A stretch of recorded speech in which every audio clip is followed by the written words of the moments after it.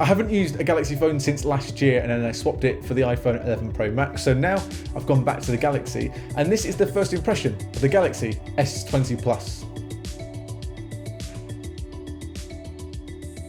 The first thing that you notice with these phones straight away is just how nice they look, and maybe it's just the change from having the iPhone to having something what the Galaxy is, but you look at it, you turn it on, you notice the screen, and instantly you realise just how nice the screen quality and the displays are on these phones. And this year it's a 6.7-inch display, it's 120Hz, it's a quad HD display, and when you look at it after looking at an iPhone for the past couple of months, you just appreciate how good Samsung are at making their displays. And I've seen loads of people say that 120Hz is the future and everybody should have it.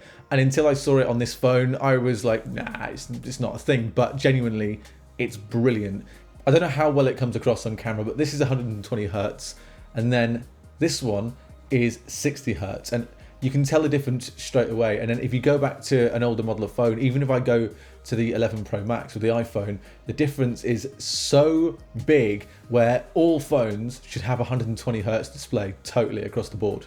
I've been using the phone for a couple of days and battery life so far is pretty good. It's got a 4,500 mAh battery, the S20 Plus, and so far it will last me a day. It doesn't have a huge amount of battery life by the end of the day, but I can still get to work and go out and about and come home, and it's still absolutely fine. And I've been taking videos and some photos on the phone, all of Twitter and Instagram and everything, and it just handles it really well. And over time, the phone will learn your battery usage as well, so it should get a little bit better, even if it's a little bit wobbly in the first couple of days. The design of the phone is pretty similar to anything that the Galaxy phones have been over the past couple of years. A couple of differences on here is that this year all the phones go with that hole punch display instead of that pill-shaped display that the S10 Pluses had last year. And I wasn't too bothered with it last year being a pill, but now I see it as the hole punch cutout, and this is the best way to do it. And then on the back, when you flip the phone over, it has the quad camera thing. It looks fine. It looks better in real life than it does on photos and videos. So once you get it in your hands,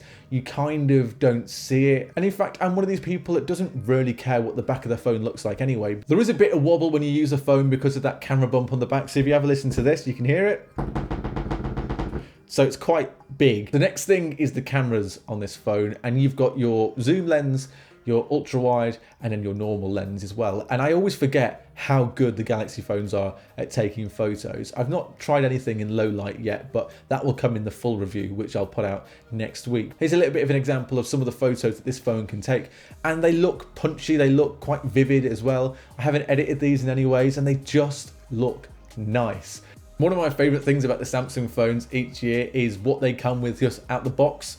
And this year, 128GB of storage, which is perfect. I don't understand why not everybody's doing this yet with phones.